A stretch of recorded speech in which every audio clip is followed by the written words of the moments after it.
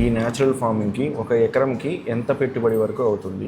ప్రకృతి వ్యవసాయంలో ఒక్కొక్క పంటలో ఒక్కొక్క రకంగా పెట్టుబడి అనేది ఉంటుందండి. ప్రకృతి వ్యవసాయం అయినా రసాయనిక వ్యవసాయం అయినా కానీ ఇప్పుడు మన పల్నాడు జిల్లాలో ప్రధాన పంటలు మిర్చి, ప్రత్తి, వరి, కంది, శనగ.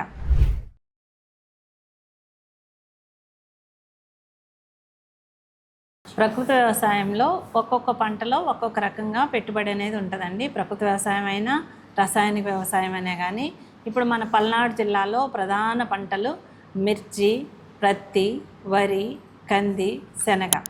వీటిలో అన్నిటికన్నా వాణిజ్య పంటలో ప్రధానమైనది మిరప. మిరపను తీసుకుంటే రసాయనిక వ్యవసాయంలో రైతులు దాదాపు 1.5 నుంచి 2 లక్షల వరకు కూడా పెట్టుబడి పెడుతున్నారు. వీటిలో రసాయనిక వ్యవసాయానికి ప్రకృతి వ్యవసాయానికి ప్రత్యేకమైన తేడా ఎరువులు, పురుగు మందుల్లోనే కనిపిస్తూ ఉంది. ఎందుకంటే మిగిలిన పద్ధతులన్నీ విత్తనాలు తేవడం, నాటు వేసుకోవడం, నారు తేవటం, నాటుకోవడం కానీ ఇంకా నాటే విధానాలలో సేమ్ ఖర్చే ఉంటుంది. కానీ ఎరువులు ఏదైతే ఉందో రైతులు వేయవలసిన దానికన్నా అత్యాశక్తికి పోయి అధికంగా విచక్షణారహితంగా ఒక ఎకరానికి దాదాపు 35 కట్టలు వేస్తున్నారండి రసాయనిక ఎరువులు. అది మినిమము, అంతకన్నా ఎక్కువ వేస్తున్నారు. యూరియా కానీ, డిఏపి కానీ, పొటాష్ కానీ ఇవన్నీ వేస్తున్నారు. ఆ వేసినప్పుడు ఏమవుతుందంటే నేలలో సూక్ష్మజీవులన్నీ చనిపోతున్నాయి. పైపాటుగా వేసిన ఎరువులు నేలలో కలిసిపోతేనే మొక్క తీసుకోగలదు, కానీ నేలలో కలవటం లేదు. అలా ఉండిపోయి భూమి చౌడు బారుతుంది.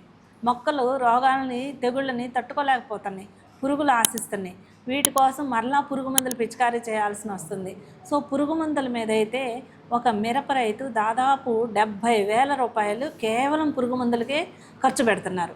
ఈ 2 ఖర్చులు, ఎరువులకు 30,000, పురుగు మందులకి 70,000 ప్రతి రసాయనిక రైతు ఖర్చు పెడుతున్నారండి. ఈ 2 ఖర్చులు పూర్తిగా తగ్గిపోతున్నాయి ప్రకృతి వ్యవసాయంలో.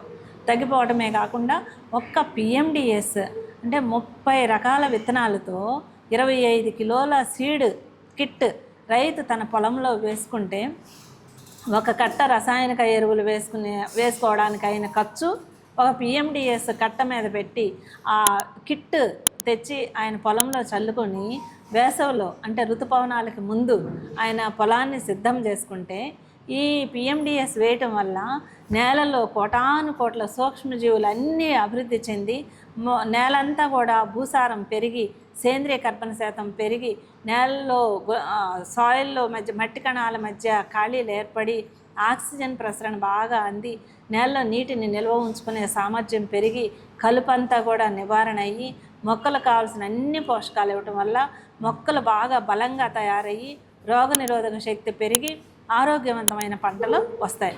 అంత మాత్రమే కాదు, ఈ పిఎండిఎస్ అనేది పొలాల్లో మనకి ఖరీఫ్కి ముందుగా ప్రీ మాన్సూన్లో అంటే తొలకరి వర్షాలు పడినప్పుడు వేసుకుంటారు. అలా వేసుకున్న తర్వాత దీని నుంచి మనం కొంత ఆదాయం తీయవచ్చు. అంటే పిఎండిఎస్ అంటాము kit, pre monsoon dry sowing kit. ఈ 30 రకాలు ఏదైతే ఉన్నాయో అవి ముందుగా దానిలో రకాలు వెరైటీస్ చూస్తే మనం పప్పు ధాన్యాలు ఉంటాయి. పప్పు ధాన్యాల్లో మినుములు, పెసలు, శనగలు ఇవన్నీ ఉంటాయి. అలాగే చిరుధాన్యాల్లో రాగులు, కొర్రలు, సజ్జలు ఇవి ఉంటాయి. అలాగే ధాన్యపు గింజలు అంటే మొక్కజొన్న, జొన్న ఇవన్నీ ఉంటాయి.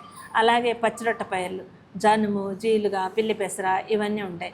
మరి అలాగే మనకి నూనె గింజలు, ఆవాలు, ఆముదము, నువ్వులు ఇవన్నీ నూనె గింజలు ఉంటాయి. వీటితో పాటు ముఖ్యంగా కూరగాయల్లో టమాటా, వంగ, బెండ, మిర్చి ఇవన్నీ ఉంటాయి. మరి దుంప జాతి దానిలో క్యారెట్, బీట్రూట్, రాడిష్ ఇవన్నీ కూడా ఉంటాయి, ముల్లంగి ఇవన్నీ. మరి అలాగే తీగ జాతి కూరగాయలు ఉన్నాయి, దోస, బీర, సొర, పొట్ల, కాకర ఇలానే. ఇవన్నీ కూడా మనం కలిపి వేయటం వల్ల జీవ వైవిధ్యం అనేది ఏర్పాటయ్యి ఒక్కొక్క పంటకు సంబంధించిన వేరు వ్యవస్థ ఒక్కొక్క లోతుకు వెళ్తుంది. కొంత లోతు, కొన్ని బాగా లోతుకు వెళ్తాయి, కొన్ని మీడియంకి వెళ్తాయి, కొన్ని పైనే ఉంటాయి. అంటే బాగా డీప్గా వెళ్ళేవి ఉంటాయి, మరి పైన ఉండేవి కూడా ఉంటాయి. ఇలా అన్ని స్టేజెస్లో ఉన్నటువంటి ఆ వేరు వ్యవస్థ ఉండటం వల్ల నేల గుల్లబారి లోపలికి బాగా ఆక్సిజన్ అనేది అంది సూక్ష్మజీవులన్నీ కూడా బాగా అభివృద్ధి చెంది తర్వాత కర్బన శాతం పెరుగుతుంది. దీనిలో ఒకటి ఇలా 365 రోజులు కూడా ఏదో ఒక పంటలతో పొలాల్ని కప్పి ఉంచటం వల్ల సూక్ష్మజీవులన్నీ కూడా అభివృద్ధి చెందుతాయి, వాటికి ఆహారం అందుతుంది, అవి మొక్కలకు కావాల్సిన ఆహారాన్ని ఇస్తాయి.